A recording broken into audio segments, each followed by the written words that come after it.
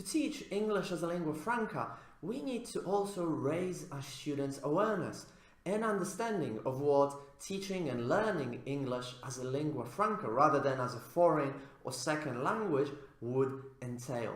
That's why in this lecture I want to share with you some important questions that might serve as a springboard for discussion with your students or might serve as a trigger for you for creating a lesson plan or an activity to use with your students.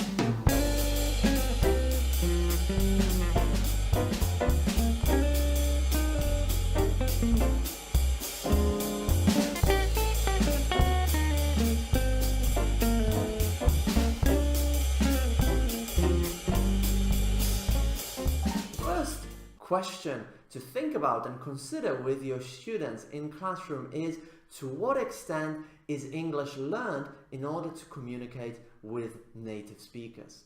Of course, we all know that non-native users of the language outnumber native ones by at least 4, if not 6 to 1.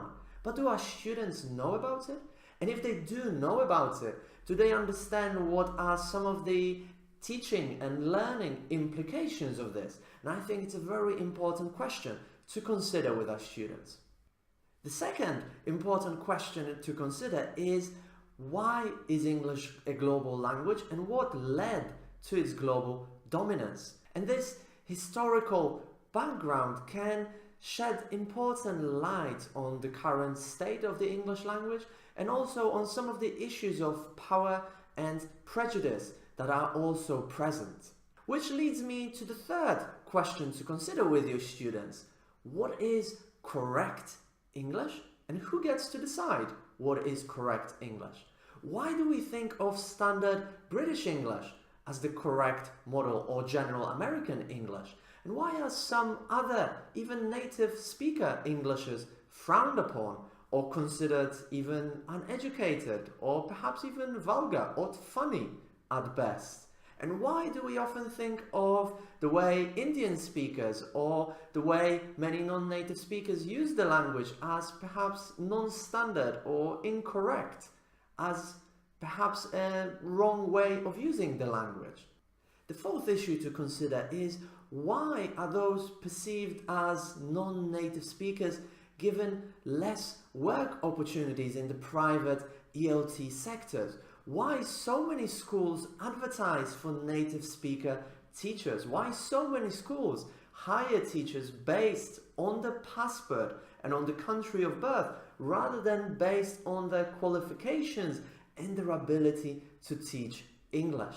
Yet another issue to discuss with your students is, are native speakers, and more precisely standard British or general American English speakers, the desirable pronunciation models? Are these two accents more intelligible than other accents? And also, when it comes to proficiency, we often talk about a very high level of proficiency as a native-like proficiency or a native level of proficiency.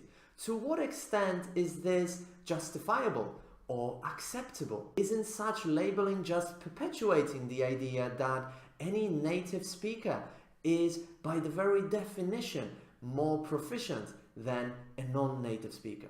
So in this video, I showed you several discussion questions that you could use with your students to raise their awareness of English as lingua franca, but also of native speakerism. And some of these questions might also give you some inspiration for preparing lesson plans of activities. If they do, then post your ideas below this video and let us know what you've come up with. If you found this video valuable, but perhaps not in-depth enough, then don't forget to check TEFL Equity Academy and to sign up for your completely free trial right now.